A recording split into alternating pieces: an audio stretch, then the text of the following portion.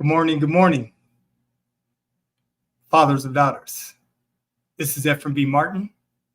Welcome to Grow Dad YouTube channel. This is another live stream. I welcome you, fathers. So today, fathers, we have another live stream going on. Hope you had a good week. Oh, let me wish you a happy Easter. Today is March 31st, Sunday, and it is Easter. So hope you enjoy your day, fathers, with your kids, with your family, and just get out there and enjoy yourselves. All right. So, fathers, we are here today for another live stream. What we're going to be discussing today is unfit parents and the criminal justice system. And the reason I want to discuss unfit parents in the criminal justice systems, fathers, is because we have a lot of parents that are unfit. And we have a lot of fathers that are not just fathers, but parents that aren't handling their business when it comes to their children. So I want to share some videos with you today. I have quite a few that I would love to share with you to take a look at what exactly is an unfit parent. I worked in the criminal justice system for 20 years. I'm a former state of Colorado juvenile probation officer. So I've seen my share of unfit parents. I've worked with a lot of unfit parents. Also, when I worked 10 years in K-12 education, I worked around a lot of unfit parents. So I've seen my share of unfit parents in my lifetime. Working in the criminal justice system for the 20 years I did and coming across unfit parents, it's a very eye-opener. It's a situation a lot of times kids are just stuck when they have an unfit parent or unfit parents. And today with social media platforms, I see a lot of things out there that as a parent of 4 adult daughters, I would have never done with my daughters.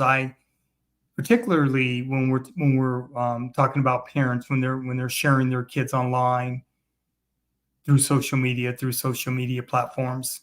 One of the things a lot of these parents don't understand, whenever you share your kids online, a lot of your private, intimate situations that you're having with your children, you're inviting predators into your home. You're inviting predators in your space.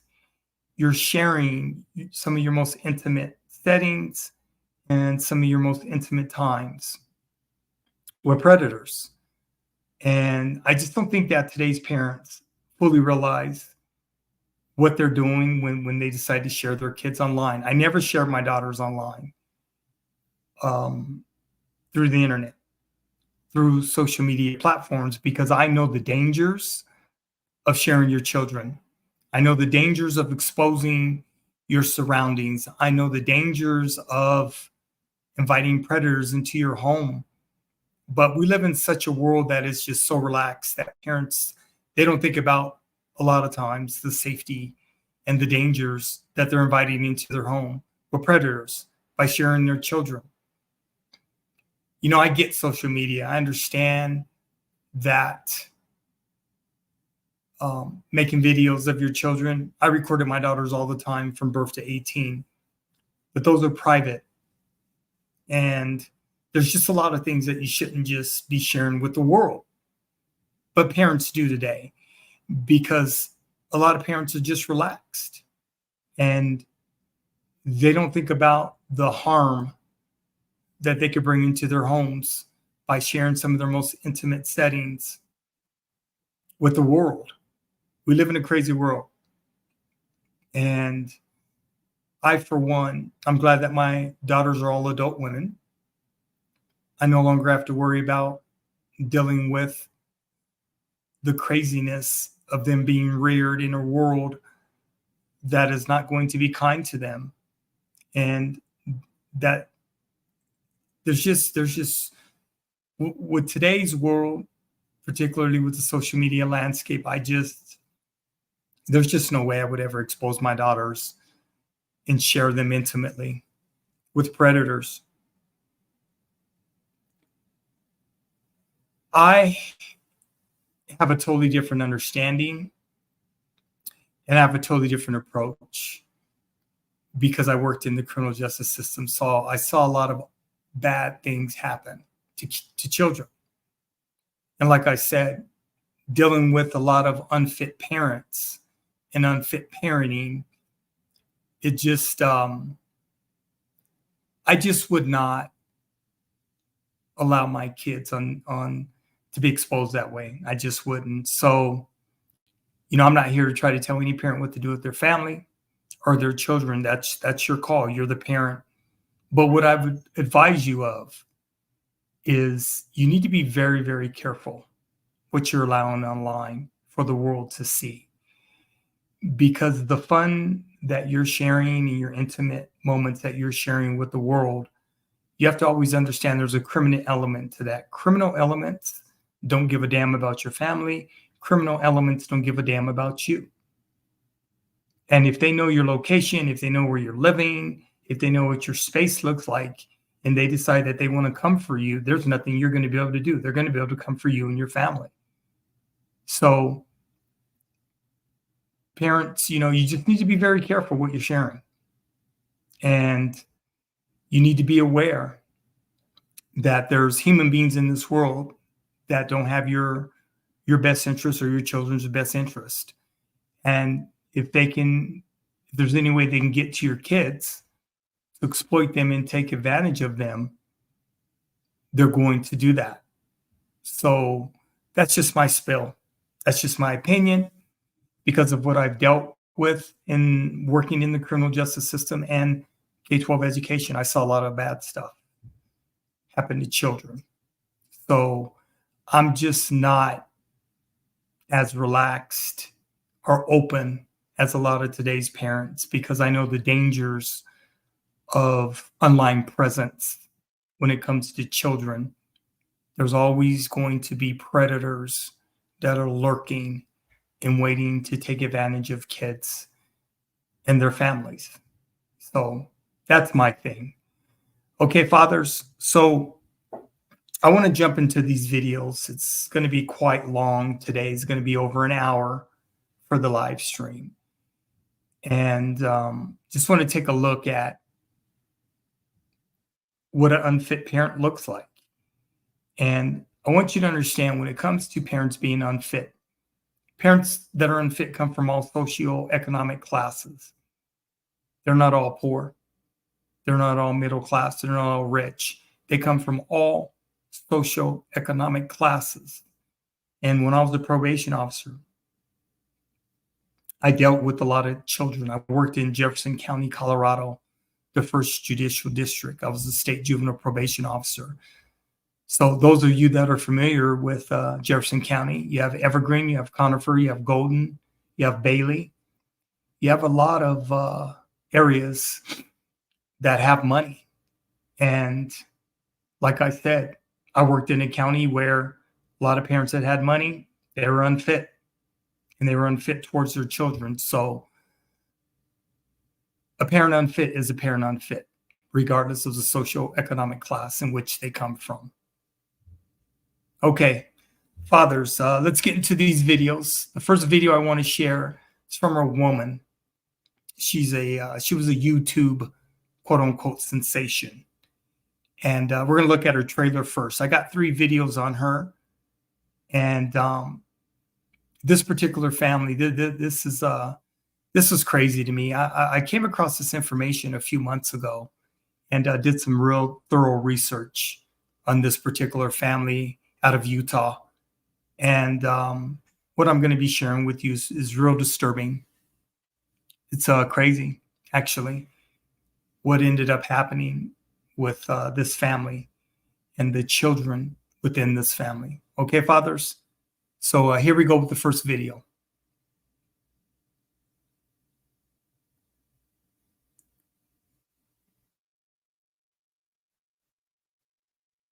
My gosh, you guys, having kids is so much fun. Ruby Frankie, a Utah mom turned YouTube momfluencer who amassed 2.6 million subscribers.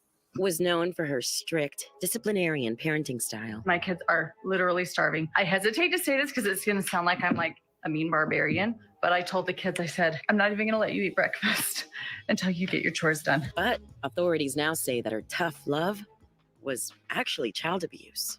911, the address of your emergency. I just had a 12-year-old boy show up here at my front door asking for help. Ruby Frankie's son escaped from the Utah home of her self-help business partner, Jody Hildebrandt. Murphy said a 12-year-old male showed up with tape around his legs Thursday asking for help, said he was afraid asking for police. The boy was reportedly starved and tied up with duct tape alongside his 10-year-old sister. This kid has obviously been detained. He's covered in wounds. We need the cops here as soon as possible. As law enforcement dug deeper, they uncovered injuries, torture, and emotional harm inflicted by both Frankie and Hildebrandt. It's horrifying that it has taken to this long and to this degree for people to listen and to do something about it, but not shocking. Not shocking that she could or would do this because she's already done this. Law and Crime takes you behind the scenes, from Ruby and Jody's path to internet stardom to the investigation that brought them down. With my deepest regret and sorrow for my family and my children. We take you inside the courtroom as the women face justice in this Law and Crime original podcast, The Rise and Fall of Ruby Frankie, exclusively on Wondery Plus.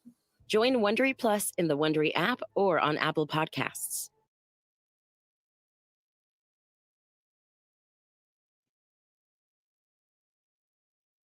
So, Fathers of Daughters. That was the trailer for Ruby Frankie. And I'm going to be sharing 2 more videos with you. The first one is from ABC News. It's showing the actual situation that led to this with Ruby Frank and the friend that she used, who was I believe she was a psychologist, and how they abused these children. It's absolutely insane what happened in this family. And although the father never got charged, I'm feeling a certain way because of what I saw happen to these children. And I do understand that justice has been served. I have a lot of questions regarding this father and why he was never charged. But being a former probation officer, I would much rather see the children end up with one parent that didn't get charged with abuse versus these children ending up in foster care, because I know what happens in foster care to a lot of the children, and I do not want to ever see children, when they go to foster care, ended up abused, because a lot of kids, foster care for a lot of kids is not a good experience. But the next video you're going to be seeing is it's pretty graphic. It's crazy to me. And like I said, the one thing you're not going to convince me about this family is that the father didn't know what was going on. I'm not buying that. Particularly working in the criminal justice system for 20 years. I'm just not buying it. So, like I said, I'm not going to question the court and what the district attorney decided to do as far as charging the mom and the friend of the family and not the father. I'm just feeling a certain way about it, because I refuse to believe that the father was in that household and he didn't know what was going on with his children. I'm not feeling that as a dad. I'm not believing that as a dad. And like I said, justice has been served, because she's been sentenced along with her friend that participated in the abuse of their children. So give me a second and let me set up the second video, fathers.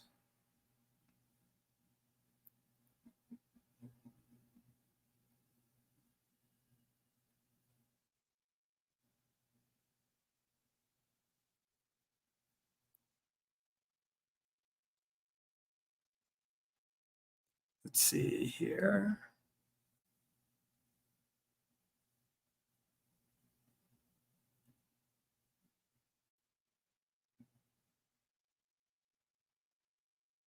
Okay, here's the second one.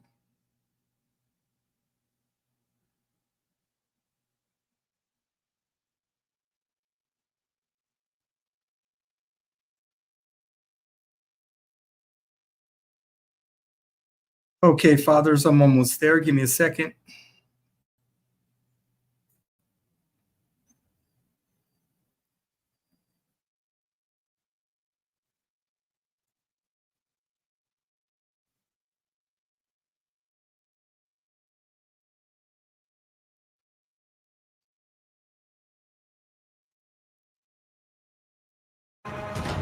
Okay. Okay, fathers. Like I said, this next video, it's disturbing. All three videos are actually very disturbing. This second video, it's almost 12 minutes long. And then the third video is going to be almost 30 minutes long. And it's showing the actual sentencing of Ruby Frank. So here we go, fathers, with the second video of Ruby Frank and her family.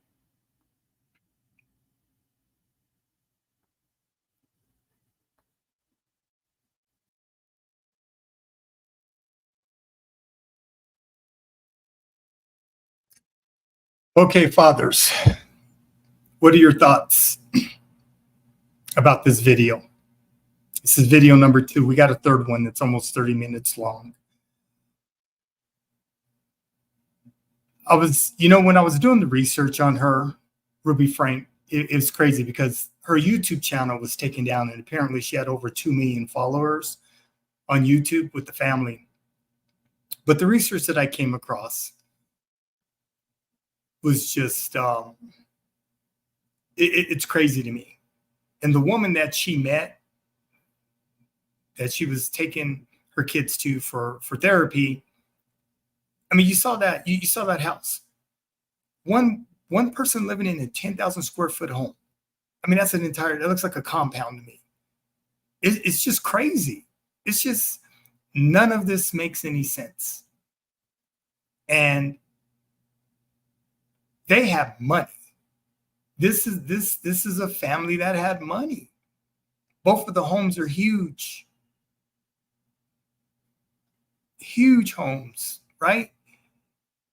But the other woman that was the therapist, I'm telling you guys, as a criminal justice professional, I had to put on my thinking hat. And I'm just thinking to myself, what on God's green earth would possess a person to live in a 10,000 square foot home by themselves? That house, I can guarantee you, probably had 15 to 20 rooms. That is insane. It's absolutely insane. In the next video I'm getting ready to share with you shows the sentencing and the justice that took place with the mother and the therapist. This is what unfit parents look like. And like I said earlier, it has nothing to do with socioeconomic class. You could be poor, you could be middle class, you could be rich and be an unfit parent. This is insane. This is crazy to me. How some parents get caught up through social media engineering. And I just see so much stuff on YouTube. I see so much stuff, and I see these parents. I mean, kids don't have a right to say no, right? If a parent is going around filming their kids and telling them we're going to dance, we're going to make TikToks, Instagram, or whatever we're going to do, kids don't have a right to say no. That's crazy. What if they don't want to be on TikTok? What if they don't want to be on YouTube?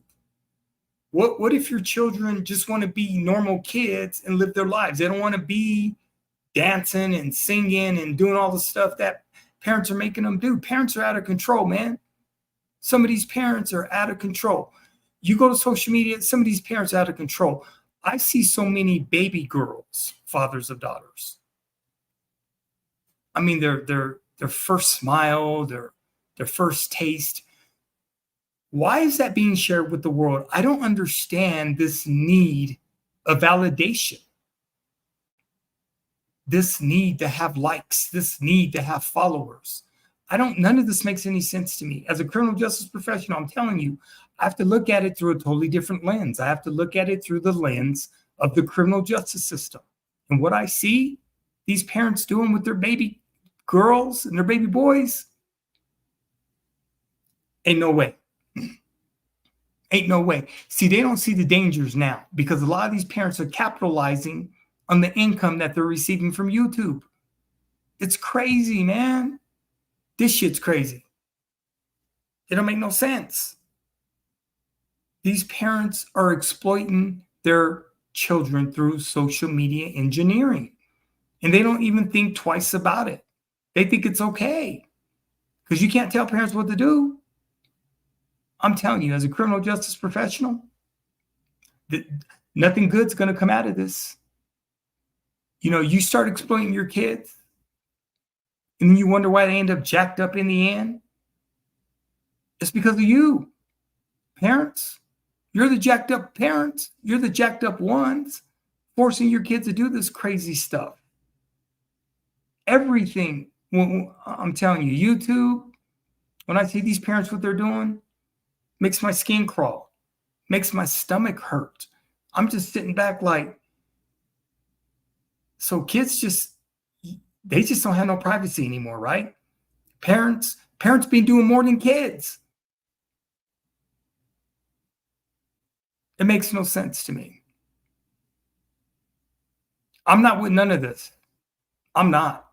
You can call it fun. You can call it whatever you want. But I'm telling you, working in the criminal justice system, being a criminal justice professional, I saw another side. I saw the dark side of this.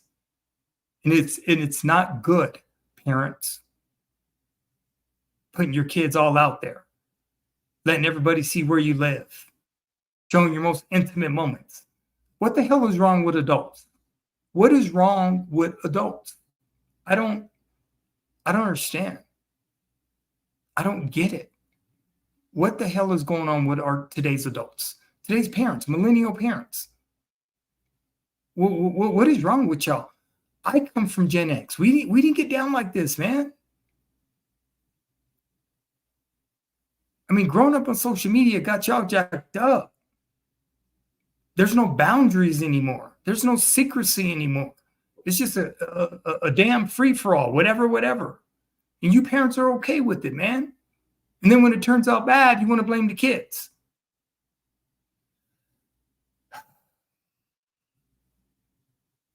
This makes my blood boil. This is crazy as hell. But this is what this is what an unfit parent looks like. This is what unfit parenting looks like. You think it's all fun and games. Parents get caught up. They need validation from the world. That's crazy to me. It didn't used to be like that. I don't know what has happened to where human beings need the acceptance of strangers. What the hell is that? You need validation from strangers, people you don't even know, commenting. What is that? Maybe I'm too old school. I'm thankful for coming from Gen X because what I see millennials and Gen Z parenting, man, y'all crazy as hell. I don't want nothing to do with it. I mean, you just doing whatever you want, no boundaries, friendship. I'm gonna be cool with my kids. They're my buddies. Wow. All right, fathers. Yeah. It doesn't make any sense, man. It doesn't make any sense to me. I don't get it. I really don't get it. Like I said, I must be too old school. I must be, because this foolishness and nonsense that I see going on with these parents today, man, ain't no way. Gen X parents, we were just built different. For real. We were just built different.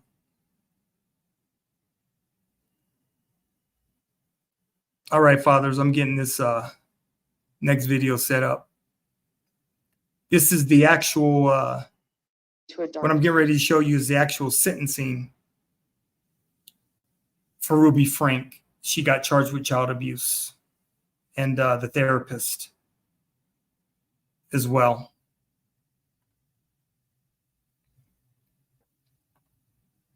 All right. Video number 3 of Ruby Frank. For the past 4 years, I've chosen to follow counsel and guidance that has led me into a dark delusion. My distorted version of reality went largely unchecked as I would isolate from anyone who challenged me. Your conduct in this case was disastrous for these children. Adults are supposed to protect children. Ruby Franke and Jody Hildebrandt have officially been sentenced for abusing Frankie's 2 young children. It was a dramatic day inside and outside of court, and we have the full recap for you. Welcome to Sidebar, presented by Law and Crime. I'm Jesse Weber. What a journey this has been in the Ruby Franke and Jody Hildebrandt saga, right? Something that we've been covering since August. We have reached the point where both women have officially been sentenced in a Utah courtroom, and that is what we're going to recap now for you, their sentencing. Now remember, Ruby Franke, she was the once popular mommy vlogger who started this now defunct YouTube channel called 8 Passengers alongside her husband Kevin, or her estranged husband Kevin, I should say. And this was a channel that had over 2 million subscribers at one point. It documented their lives alongside their 6 children. But you fast forward a few years, and Frankie stopped posting on the channel. This after intense backlash from the online community over her strict parenting techniques. Eve, this is my tape. What are you doing? What are you doing to this poor baby? Should I tape your eyes to make you sleep? And at one point, she partners up with Jody Hildebrandt, mental health counselor, and they work together through Connections, this life coaching organization. But in August of 2023, it all comes crashing down. That is when Frankie's 12-year-old son escapes from Hildebrandt's home, runs to a neighbor who calls 911. I just had a 12-year-old boy show up here at my front door asking for help. We know there's been problems at this neighbor's house. He's emaciated. He's got tape around his legs. He's hungry and he's thirsty. And he asked us to call the police. So he's very afraid. This kid has obviously been, I think he's been detained. He's obviously covered in wounds. We need the cops here as soon as possible. So this child appears malnourished, lacerations on his body from being tied up. Police recover him as well as his 9-year-old sister at Hildebrandt's home as well. They both have injuries. They are both malnourished. You come to learn that Frankie and her 2 children, they were staying with Hildebrandt. In fact, Frankie and Hildebrandt had actually filmed a video together in that house that was posted 2 days beforehand. So you can't say that they didn't have knowledge about what was going on in that house. They were there. So they're both arrested. They're each charged with 6 counts of aggravated child abuse. But then months later, both Frankie and Hildebrandt plead guilty. In fact, before Frankie pled guilty, she actually pled guilty first, her attorneys put out a statement on her behalf where it seemed that Frankie placed a lot of the blame on Jody Hildebrandt. It read in part, quote, Miss Hildebrandt systematically isolated Ruby Franke from her extended family, older children, and her husband, Kevin Franke. This prolonged isolation resulted in Miss Franke being subjected to a distorted sense of morality shaped by Miss Hildebrandt's influence. But she ended up pleading guilty to 4 of the 6 charges. 2 of them were dropped. She pled guilty to inflicting injuries on her children that constituted physical torture, injuries resulting in severe emotional harm, and a combination of injuries that represented one of the charges. And Ruby, in her deal, had agreed to testify against Jody Hildebrandt. And then on December 19th, 2020, pleads guilty to the same charges in court. Then Ms. Hildebrandt, how do you plead to count 1, aggravated child abuse, a second-degree felony? Guilty. And to count 3, aggravated child abuse, a second-degree felony? Guilty. To count 5, aggravated child abuse, a second-degree felony. Guilty. And to count 6, also aggravated child abuse, a second-degree felony. Guilty. So now it was time for their sentencing. And each charge, each aggravated child abuse charge, carries 1 to 15 years in prison. And in their plea agreements, both women agreed to serve prison time. They agreed that their sentences for each charge would run consecutively, meaning one charge after the other, one sentence after the other. Now, it is our understanding that the judge could possibly say, no, I think probation is more appropriate than prison time. The judge could maybe deviate from the plea agreements and say that the sentences should run concurrently, meaning together, not one after the other, maybe something like that. But we also have to be clear about Utah law, because under Utah law, the judge can only set a range for the sentences and whether the counts should run consecutively or concurrently. The judge can't determine the exact amount of time that each woman should serve in prison. In Utah, that is up to the Board of Pardons and Parole to determine.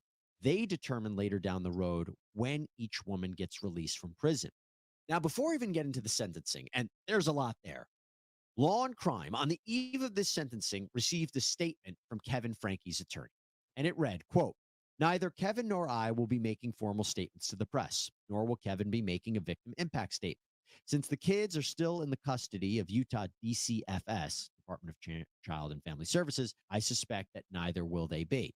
Our only comment is that we trust the judge to sentence them both to the 1 to 15 years for each of the 4 counts to run consecutively, and then let the Utah State Board of Pardons decide if that should be shortened or other conditions imposed.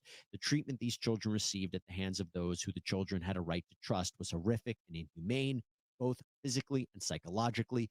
Kevin remains focused on the rehabilitation of those sweet and vulnerable children so that they might return to a normal life as soon as possible." Okay. February 20th, 2024, the sentencing of Ruby Frankie and Jody Hildebrandt. First, we start off with Ruby Frankie. Here is Eric Clark, the Washington County attorney, providing a statement to the court. Listen to how he describes this environment that these kids were in. She committed horrible acts of child abuse. From May to August in 2023, Ms. Frankie and her business partner held her 2 children, ages 9 and 11, turning 12, in a concentration camp-like setting. The children were regularly denied food, water, beds to sleep in, and virtually all forms of entertainment. They were isolated from others and were hidden when people came to visit the house where the children and the defendants were staying. The children were forced to do physical tasks like carrying loaded boxes up and down stairs and wall sits or sitting against a wall without a chair or a stool for hours at a time. They were also forced to do manual labor outdoors in the extreme summer heat, at times without shoes or socks. They were forced to stand outside on a cement patio in the summer heat for hours and even days at a time. They were beaten, and the 12-year-old was regularly bound hand and foot after he attempted to run away in mid-July.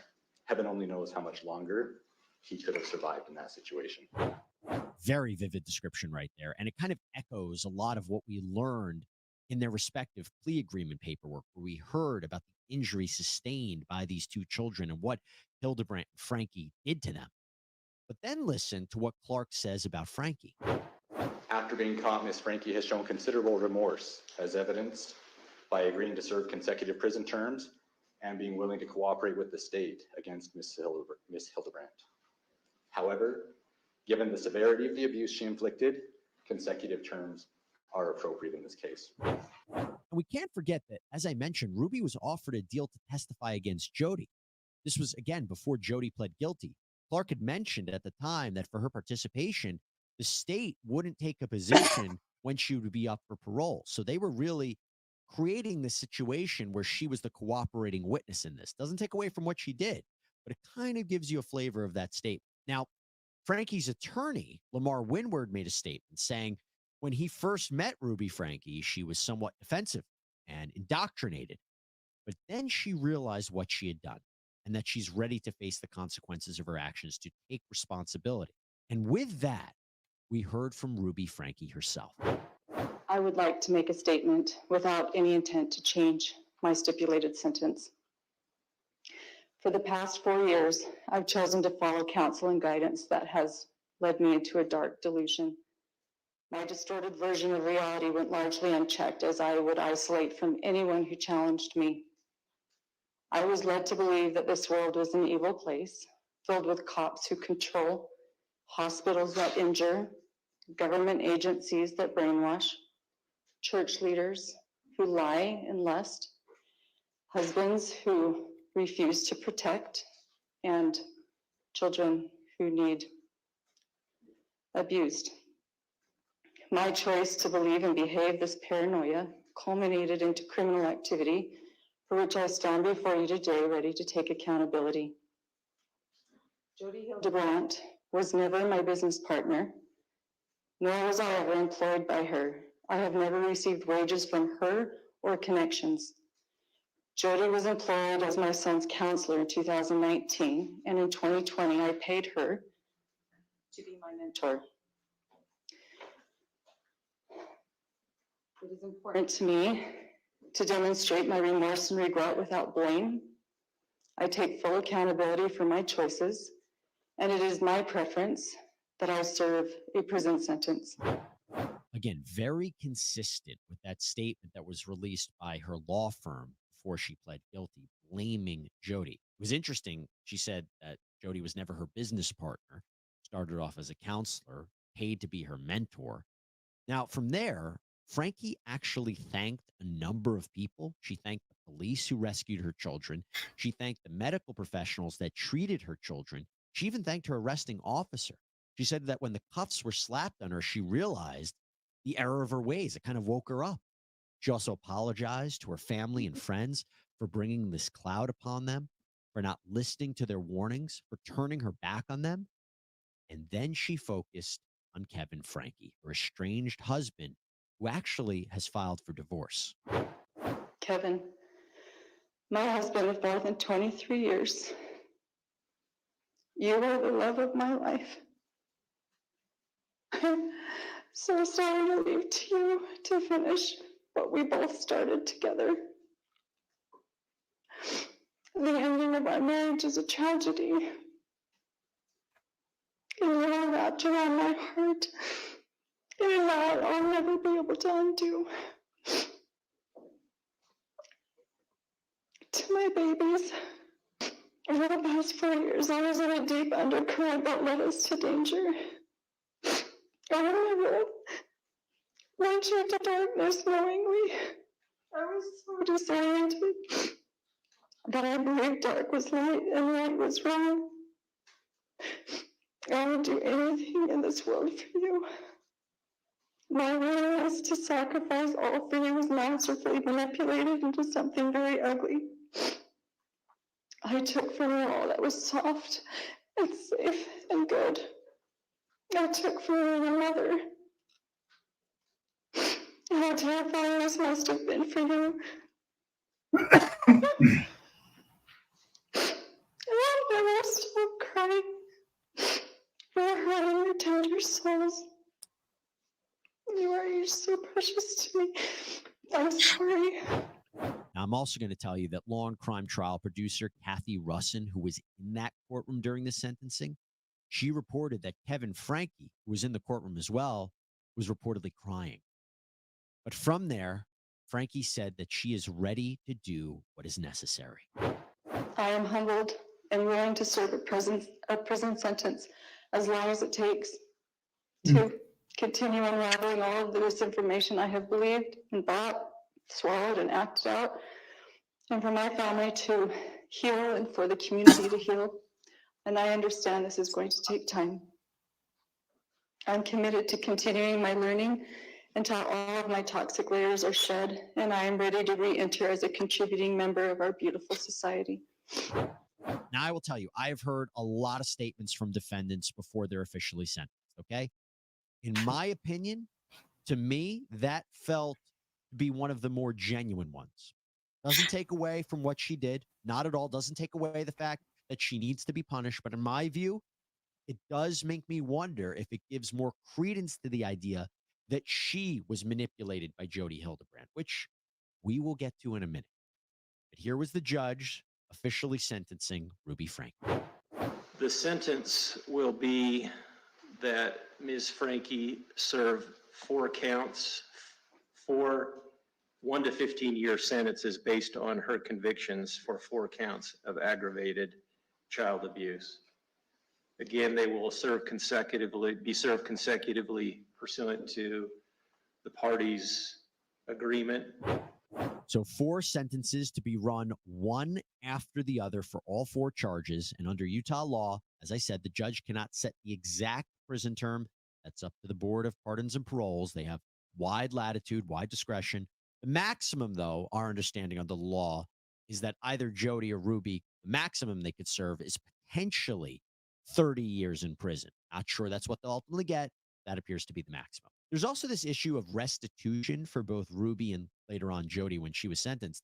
And it's about what they owe in terms of the costs for continuing rehabilitation and treatment for these kids that they abused.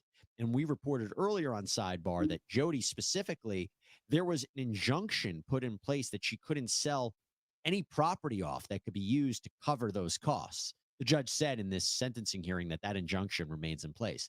Prosecutors have indicated that they haven't prepared that restitution report yet, but that will come down the line. Hey, so we're going to get back to the Ruby Frankie and Jody Hildebrand story in just a minute. But look, one of the reasons that we're able to bring you these stories, and this is an important story to talk about and analyze, the reason we're able to do it is all because of the great support we get from our amazing partners. And I just want to highlight one in particular right now, Morgan & Morgan. I always love talking about Morgan & Morgan. They're the largest personal injury law firm in the whole country. And one of the things they do so well is they make it easy for their clients in these very difficult and traumatic personal injury cases. You know how they do that? They have completely modernized the process from submitting your claim to uploading documents to talking to your whole legal team. They have 4,000 support staff, by the way. It can all be done from your smartphone. That's it. You can see if you have a case in just a few minutes. And look, the truth is, if you're hurt, you need to know how to protect your rights. You need to know whether your injury could be worth millions of dollars. If you're going to take on big insurance companies that sometimes lowball offers, you need a big law firm. And Morgan & Morgan, they don't settle for those lowball offers. No, they recently won verdicts of $6.8 million in New York, $12 million in Florida, and $26 million in Pennsylvania. Mind you, these are all higher than the highest insurance offers for these accidents. And get this, the fee is absolutely free unless you win. So to start your claim now with Morgan & Morgan, go to forthepeople.com/LC sidebar, click the link in the description and pinned in the comments. After Ruby Frankie was officially sentenced, it was then time for Jody Hildebrand to be sentenced. And we heard once again from Eric Clark, the prosecutor. And while his statement regarding Jody was very similar to Ruby, recounting the same kind of abuse that these children suffered, it felt extra pointed against Jody Hildebrand. You see, he said that while Frankie, after being caught, showed remorse, he says Hildebrand was the complete opposite. After being caught, Ms. Hildebrand has shown little to no remorse for her actions. In telephone conversations that will be provided in full to the Board of Pardons and Parole, and which she knew to be recorded, she's repeatedly claimed that she is the victim and the children are the perpetrators. She has gone so far as to say that the things said in this proceeding and covered by the media today will be full of lies. The combination of 3 factors make Ms. Hildebrand a significant threat to the community. First, the severity of the abuse she caused to be inflicted on young children. Second, her attitude that everything she did was justified and that she is being wrongfully imprisoned. And third, her training as a therapist and aptitude for using online resources to convince others to follow her guidance. We didn't know about those phone calls. That's very interesting. We don't know the substance of those, but that is very interesting to hear. The idea has always been that Jody manipulated Frankie into all of this, that Jody is almost more of a danger to society than Ruby Frankie. That's what Eric Clark's saying. And I will tell you, it seemed like the judge was kind of agreeing. Listen to what happened when Douglas Terry, who represents Hildebrand, started speaking. As is always the case in cases that come before courts, there are 2 sides to every case. My experience with Ms. Hildebrand is that she is not the person that she has been portrayed to be. But having said that, she has accepted responsibility in this case. Mr. Terry, you suggested that there are two sides to every case. I generally agree with you. Ms. Hildebrand didn't make a statement to AP&P in the course of the pre-sentence investigation report. Correct. Why did she not make a statement? She wanted to reserve her right to make a statement before the court today, and she has a brief statement that she wants to read. You can hear the judge sort of saying, two sides. Strange she didn't provide a statement before. Is she really remorseful about what she did? What is her second side exactly? Well, I'll tell you what. We heard from Jody Hildebrand herself. I sincerely love these children. I desire for them to heal physically and emotionally. One of the reasons I did not go to trial is that I did not want them to emotionally relive the experience which would have been detrimental to them. The judge had some thoughts about that. Does Ms. Hildebrand recognize that it's her behavior that caused the harm to the children that she's referred to in her statement? Your Honor, she recognizes that she was, along with Miss Frankie, that she made decisions with respect to the discipline of those children that were wrong, that caused harm to those children. She fully recognizes that and accepts responsibility for that. Kind of hear Douglas Terry, Jody Hildebrand's attorney, kind of saying, well, it wasn't just Hildebrand, it was Ruby and Jody together. Now, by any measure, your conduct in this case was disastrous. In this case, you terrorized children, and the results have been tragic. It's what happened to these children and your philosophy in dealing with them, frankly, seems detached from reality or any objective standard of decency or even common sense. And the court finds that it is appropriate that you serve a prison sentence. The court finds under the statute, Utah Code 76-3-401, that given the gravity and circumstances of the offenses, the number of victims, and the history and character and needs of the defendant, that consecutive sentences are appropriate. The court imposes 4 1 to 15-year sentences to be again served consecutively for each of the 4 counts of aggravated child abuse. Yeah, some of that commentary was very different than what he said to Ruby Frankie. It was a lot harsher directed towards Jody Hildebrand, really focusing on the fact that she had a responsibility. She had a training that almost made it worse. And he sentenced her to the exact same thing as Ruby Frankie, 4 consecutive terms of 1 to 15 years in prison for each charge. But the drama did not end there. No, after the sentencing, the attorneys and a special guest made appearances outside the courthouse. Listen to the very sharp words from prosecutor Eric Clark. The abuse was horrific, and it would have been apparent to anybody that would have seen the kids that something was wrong here. Is this some of the worst child abuse you've seen in your career? Yes, and not just in my career, but in our office's career, in our institutional memory, this is one of the worst child abuse cases we've seen. I hope that Jody does serve more. I think that would only be fair. I think that Ruby should serve. So the sentence that they got is basically 4 to 30 years today, right? Yes. The 4 1-year minimum stat, and then in Utah you're capped at 30 years. I think that a 4-year minimum for Ruby's actions are entirely appropriate.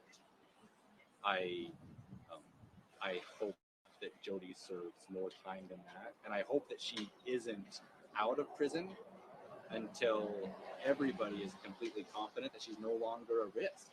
And to get there, she's going to have to acknowledge that she has done wrong, and that you can't use religion as a means to justify your crazy behavior. And Ruby Frankie's lawyer seemed to disagree. The prosecution said this is the worst child abuse case their office has ever seen. What's it like on the other side of that? I don't think it's the worst. I mean, he's representing a client who just pled guilty to aggravated child abuse and hopes she gets out one day. What's he going to say? That it's the worst child abuse he's ever seen? No, not surprising. But Hildebrand's attorney, Douglas Terry, he faced some tough questions from reporters. Her home was essentially likened to a concentration camp. How did she square that? How did she walk around living in this community while this house is closed? I'm not prepared to respond to that. That's an allegation that I heard for the first time today. I mean, that's a characterization by the prosecutors, which again is no surprise. But that's from their perspective. You don't feel that's an accurate description? I do not. You disagree with that I do. characterization? Has Ms. Hildebrand, has she expressed remorse to you about what happened? Many times. Many times. What is her remorse? What is she sorry about? That she didn't make different decisions and that would have resulted in the children being more protected. Is she delusional? I'm not going to respond to that. And then, in a surprise twist, Adam Steed, who is a claimed victim of Jodi Hildebrand, he has spoken out about her before. He actually took the microphone of our reporter on the ground, Sierra Gillespie, and he had some things to say about Jodi Hildebrand. You guys want to know who Jodi Hildebrand is? Here, I'll answer your questions. He's her attorney. He can't answer them. I fought against Jodi Hildebrand with my family and everybody to stop this monster of a lady. And Jodi went after me. She went after me, destroyed my life in the craziest way you could ever think of possible. I almost fell over in the courtroom when I heard Jodi say that she loved those children. Jodi doesn't love children. Jodi's like Ted Bundy. Wow. Emotional day, tough day, kind of puts a point at the end of a story that we have been focusing on since August. At one point, we thought there was going to be a trial. But there you have it. Jodi Hildebrand, Ruby Franke behind bars for the foreseeable future after they committed these atrocious acts against two innocent young children. We will, of course, continue to monitor what happens next in this saga. That is all we have for you here on Sidebar, everybody. Thank you so much for joining us.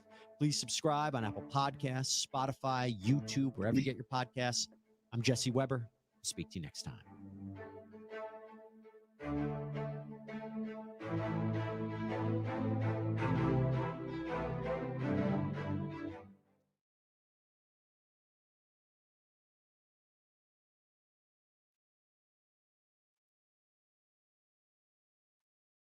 Okay, fathers of daughters, what are your thoughts on that video?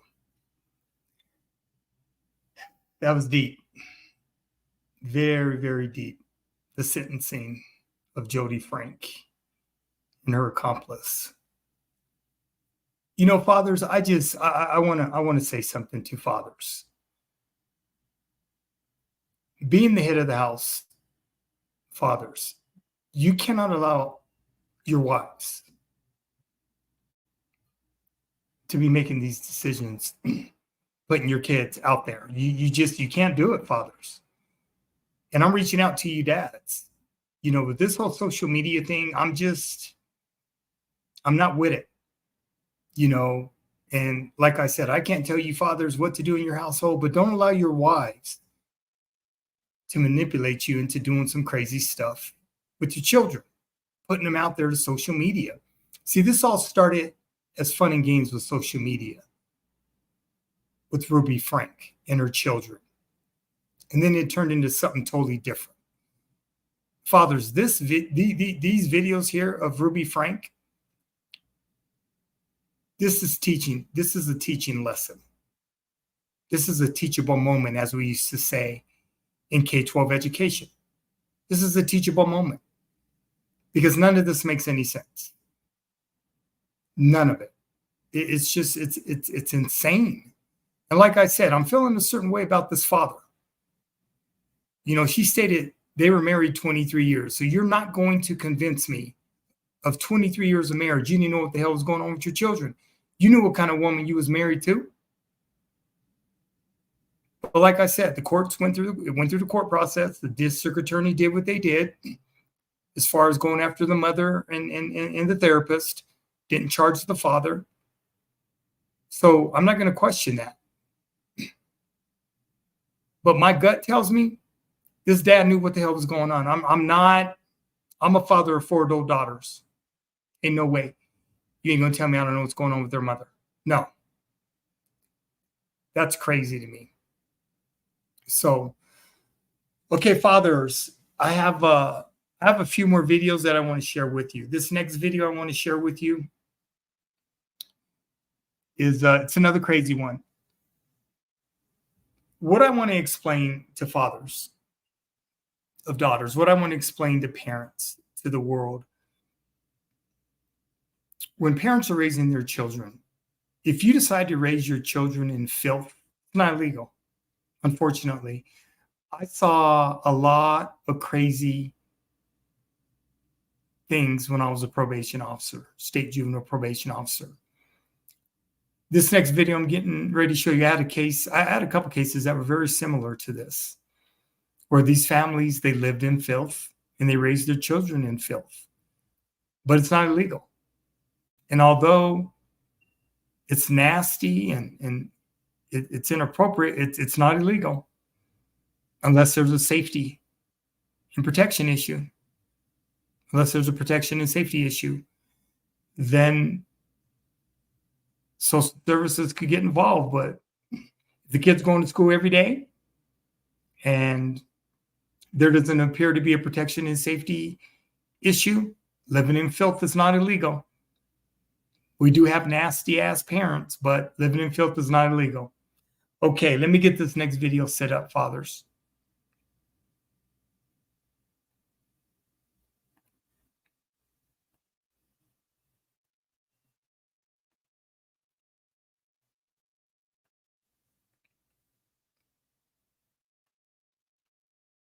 The kids.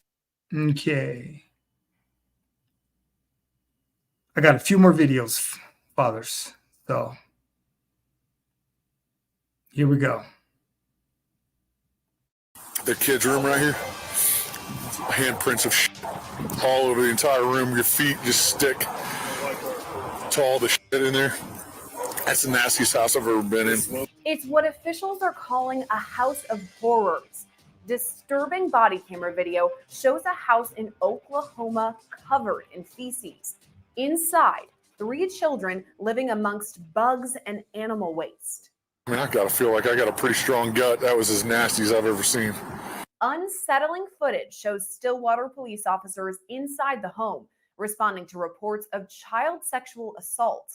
Inside, officials finding a disturbing scene.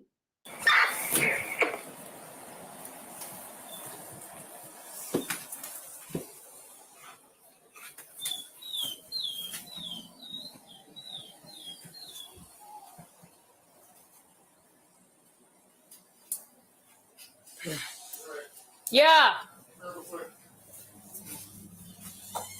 Video shows feces smeared all over the walls, and officers can be heard saying it's all over the home. Is this what you're talking about, cleaning up the carpet? I mean, there's poop everywhere. Officials were called to the house back in March, where 35-year-old Stephen Kittle allegedly sexually assaulted a 4-year-old girl back in January. Can you go ahead? Go ahead and put your hands on your back for me. Can I ask what's going on? All right, right now, you are under arrest for child sexual assault. Okay, we're not going to talk about it while we're here. We'll talk about it back at the police department, okay? Detectives say Kittle later admitted to the sexual assault, saying it happened on multiple occasions as a 1-year-old watched on. Both children lived in the home along with another 18-month-old child, 6 dogs, and 3 cats.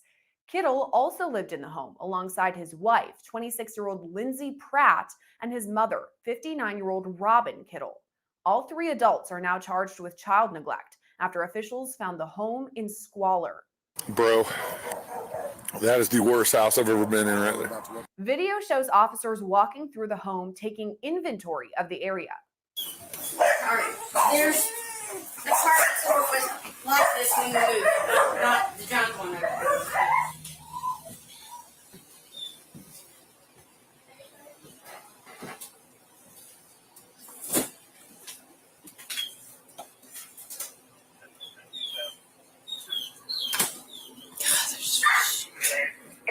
According to court documents, quote, the air was thick and musty, which made breathing difficult.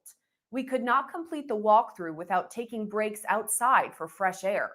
Video shows one officer remove himself from the home and begin spitting and gagging outside. Trade you for a sec.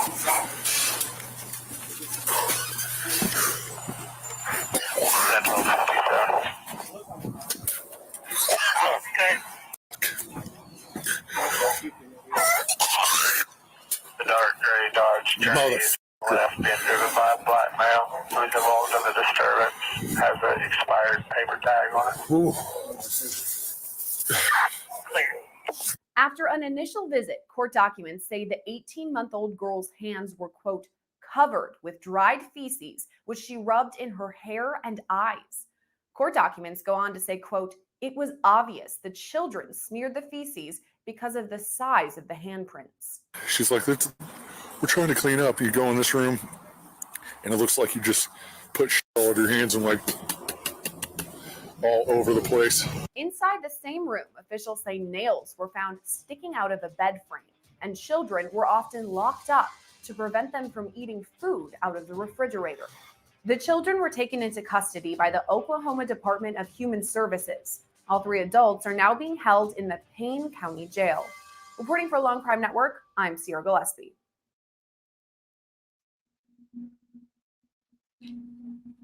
Okay, fathers of daughters. That is straight up nasty. Unfit parents. Like I said, they come from all socioeconomic classes and backgrounds. They do. That was nasty.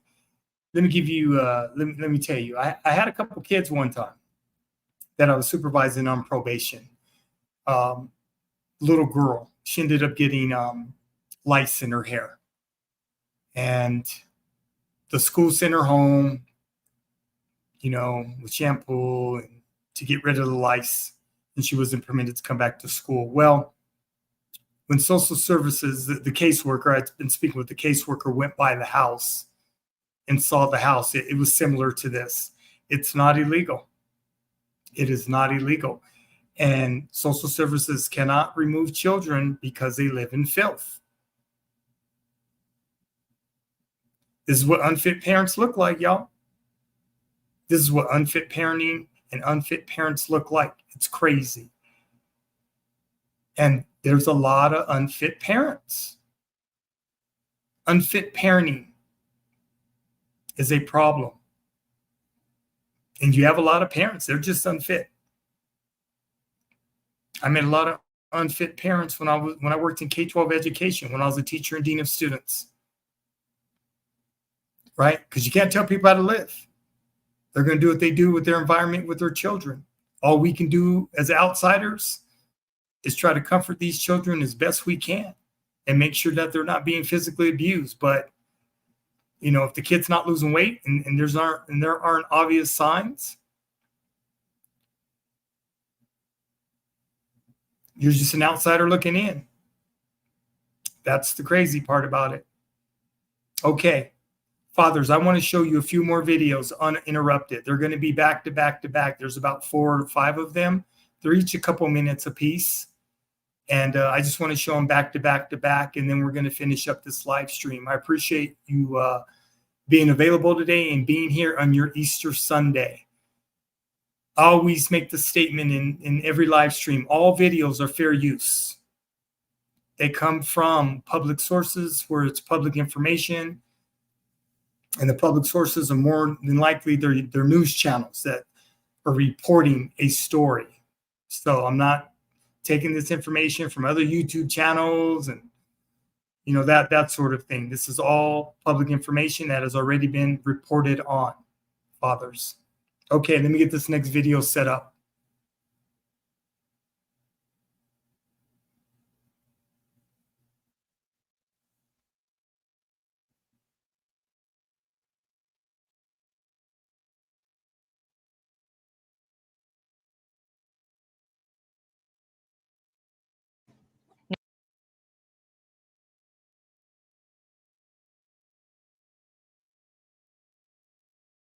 All right, here's the next video. I'm going to show them back to back to back to back. Okay, fathers, here we go.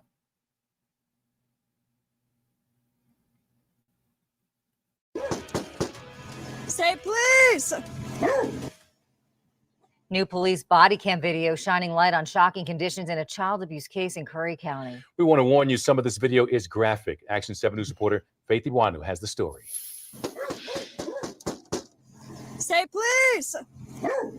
Disturbing lapel video shows the day state police and CYFD paid a visit to this one-story home on Curry County Road in July. Hello. Hey. We're here again. The home belongs to 37-year-old Jamie Cushman and 29-year-old Jamie K. Senna. Both women now locked behind bars on multiple counts of child abuse. What can I ask what we're here for? Yes, ma'am. As CYFD and police went through the home, they found it in deplorable condition. I don't see anything wrong with my home. Do you? Police say multiple children were beaten, tortured, starved, and chained to their beds under Senna and Cushman's care. So we just talked to them. We did interviews and stuff. So the little girl admitted, I just want to get an all good with you. The little girl admitted to them placing them in chains for an alarm to go off. And I guess the mom will put chains on their ankles to keep them in their room.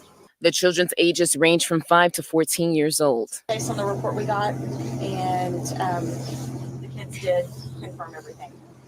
And we saw the chain, we saw the locks. The kids told us how it works. The kids were very forthcoming this time. According to the criminal complaint, CYFD alerted police on suspicions 1 month before both women were arrested. Well, right now, there's also no running water.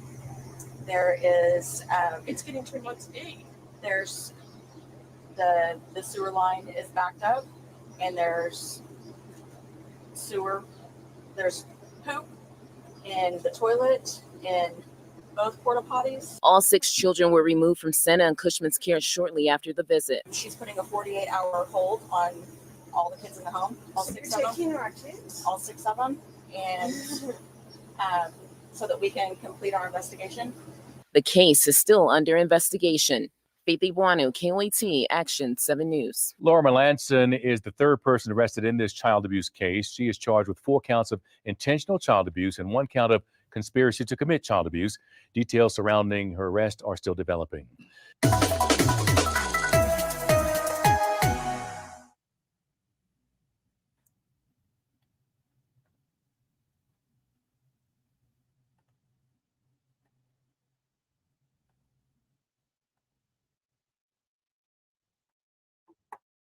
Wonder.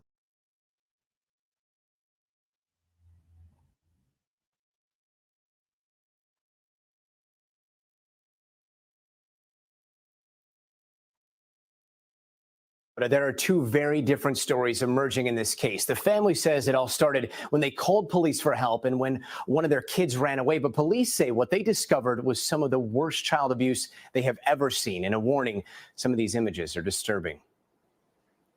This morning, behind these walls, shocking allegations of a house of horrors. Police say 10 children, ranging in age from 4 months to 12 years old, were found in this Fairfield, California home, living in squalor.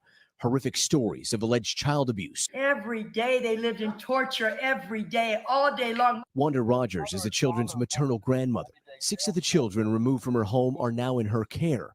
She agreed to talk to NBC News, but did not want to appear on camera. These disturbing photos allegedly show examples of the mistreatment. They went through a lot of abuse. Their father, 29-year-old Jonathan Allen, is now under arrest, charged with 9 counts of torture and 6 counts of child abuse. Their mother, 30-year-old Ina Rogers, charged with child endangerment, says it's all a big mistake. My children are my life. But authorities say what went on inside this house was sadistic. Puncture wounds, burns, bruising, and injuries consistent with being shot with a pellet gun or a BB gun. Wanda Rogers says police seized a knife from the couple's home and this book about Satan. Jonathan worships the devil. He had a devil room that he called a meditation room. This is just the latest of several high-profile cases involving alleged child abuse. Police in Southern California found multiple children malnourished, bound, and shackled to their beds. Investigators say David and Louise Turpin held their 13 children captive for years. Ina Rogers maintains the accusations against her and her husband are absolutely not true, and she wants her children back. Mommy loves you so much. And Daddy loves you so much. And we are not going to stop. Jonathan Allen is still in jail. His bail has been set at $5 million. Police say the abuse investigation is now looking at incidents that may have happened as far back as 2014. And for now, those children are staying with extended family. Guys, back to you. God, it's such a disturbing story. Thanks. Hello, Today fans. Thanks for checking out our YouTube channel. Subscribe by clicking that button down there and click on any of the videos over here to watch the latest interviews, show highlights, and digital exclusives.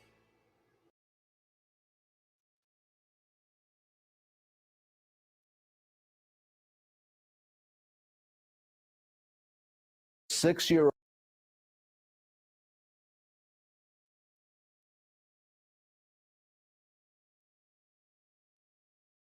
A young mother and father both sit in a Miami-Dade jail tonight. They're accused of beating their 6-year-old son at a South Florida mall. CBS 4's Joe Murray is live in Miami, where that couple lives, to explain what happened. Joan? Well, Elliot, we learned that dad has lived here in Miami for the past 5 years, but the mother of that child only arrived from Central America here a month ago. Both have been unable to make their bond today. Dasney Torres and Mariana Pinar spent the night in jail after Sweetwater police arrested the couple outside this Bloomingdale's at the Dolphin Mall for child abuse and neglect. Police say their 6-year-old son was found bleeding, nervous, shaking, crying, and afraid to speak. Police say he had been hit in the face with a belt, and they say Torres told them in Spanish, "I'm sorry," but he wouldn't shut up. He had a bloody mouth and a laceration in his upper lip. Blood was smeared across his right cheek. That's because Dad hit him with, was it a belt? Yes, Your Honor. Yeah, I think it's excessive corporal punishment, and I find probable cause for the charges. Pinar's lawyer told the judge that the mother only arrived in South Florida recently. It's unclear from the four corners of the arrest form how long the child has been in South Florida. He's the father. mother He's just got here. responsible for the child. You make babies, you got to take care of them. Not easy. Well, Your Honor, my argument here is that it's unclear whether or not this child came from Honduras with the mother a month ago. And this is something that he would have had some sort of control over had the child been here with him. I don't know. Police also charged the couple with child neglect because, according to a police report, the child's teeth were rotted. According to the report, the cavities were so big and deep that the molars seemed to be hollow. Police say the child had a welt on his back and a scar on his head from a prior beating with a belt buckle. He told police, quote, "Mom is the bad one. Dad just hit me today." There was cooperation from the patrons at the mall who contacted police. Again, police responded, detectives responded, and found enough, including injuries to the minor, to effect an arrest on both parents. Pinar and Torres were each given a $5,000 bond. Again, they remain in jail. I contacted Department of Children and Families. They told me that there was a shelter hearing held for that 6-year-old this morning. He remains in DCF custody. In Miami, Joan Murray, CBS 4 News. Joan, thanks for that live report.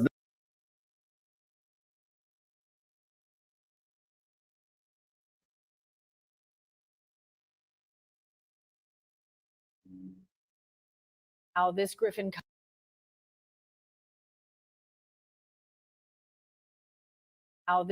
couple is waking up in jail after authorities say they nearly starved their 10-year-old to death. Krista and Tyler Schindley are facing a list of charges. And this morning, we are hearing from neighbors who are in complete disbelief this was happening. Ariana Manish joining us live this morning after digging into the warrants and hearing from those people who can't believe this was happening in their neighborhood. Yeah, Aisha, neighbors that we spoke to say they're shocked, some feeling a little guilty that they weren't aware of what was happening to this young child. One neighbor that we spoke to says, looking back, there were some red flags. Parents Tyler and Chrissy Schindley are accused of attempting malice murder, first-degree cruelty to children, and allegedly intentionally withholding food from their 10-year-old child. Arrest warrant alleged the child was locked away for days at a time over several years with no food, water, toilet paper, or even light. This case is disturbing. It's heartbreaking. I have tried many child abuse cases in my career, and this child was simply put being starved to death. These charges come after a neighbor spotted the child walking in the road barefoot last Friday. Kim Siegler lives next door to the family, says the boy was looking for food. She was thinking that was kind of odd. The neighbor called 911. Police say he begged them not to take him back home. I can't explain to you how shocked we were, okay? The child was described as very small and very thin, weighing 36 pounds. Give you some context. I have a 9-year-old and she currently weighs 76 pounds. This 10-year-old little boy weighed 36. And Siegler says she regrets not paying closer attention to what was happening steps away from her front door. I've really been affected by this. Now, there were other children in this home, but those charges are only connected to the alleged mistreatment of the 10-year-old. Now, those other children, they are being interviewed by officials, and they're also in the custody of DFACS. Back to you. All right. Ariana, thank you. We're thinking of all those young lives impacted here in this story.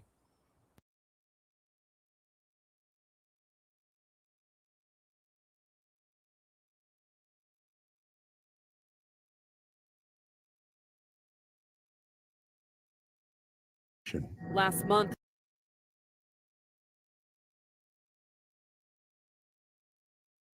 abusive, neglectful, disgraceful. Those are just a few of the words investigators are using tonight after arresting these parents for what they discovered inside their home. They say the children were forced to live in a trailer. The parents were living inside the mobile home. This is all northeast of Weatherford, and new at 10 o'clock. Aaron Jones is reporting for us from Parker County. It was one of the nastiest, filthiest places that I have ever been. but the Parker County Sheriff says it's what was happening inside this Weatherford home that's truly disturbing. It was just an awful situation. Last month, 4 children were removed from this home and put in foster care. One child told authorities their stepfather, 20-year-old Colton Lackey, was sexually abusive and involved with child pornography. Their mother, 34-year-old Amanda Fuller, knew about the abuse but didn't act on it. Both parents are now in jail. Lackey for indecency with a child by sexual contact. Fuller for possession of a controlled substance. Yesterday, we executed a search warrant. These photos document the conditions the children were living in. Authorities say drugs, including meth and cocaine, were found. There were 5 animals on chains, some of them in the house. So you go in there thinking, what person in their right mind would live in these conditions, much less expose children and animals to these conditions? I'm glad the kids aren't there anymore. So. John Coonrad lives down the street and says sometimes he'd see the children's parents outside. Usually somebody's sitting out in this van with a light tinkering, doing something. I get that people get lost and they do drugs and have a good time or whatever, but to let it affect your family, to let it affect your kids, that's just, I guess that's what drugs do. And the children range in age from 6 to 15. We did reach out to DFPS to see what prior involvement, if any, they had with this family. We're still waiting to hear back. Reporting live in Weatherford, Aaron Jones, CBS 11 News. Aaron, thank you for getting us underway in the update from Weatherford tonight.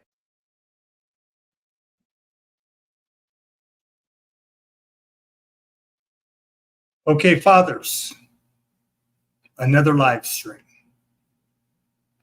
Thank you for being present. Thank you for being available. You know, fathers, unfit parents come from all socioeconomic classes and backgrounds and cultures. So I felt like I needed to do this live stream. It was needed and it was necessary. Okay, fathers, until next week, we're beginning a new month, April. I feel good about the live streaming. I'm getting better at live streaming. I'm getting better at the technology of live streaming. I feel totally comfortable live streaming. Once a week, every Sunday at 11 o'clock a.m. Mountain Standard Time. I live in Denver, Colorado. So that'll be 1 o'clock on the East Coast and 10 o'clock on the Pacific Coast, on the West Coast. Okay, fathers, thank you. Have a good week. Kiss some baby girls, kiss some kids, and may God bless you all. until next week's live stream. I'm out. Peace.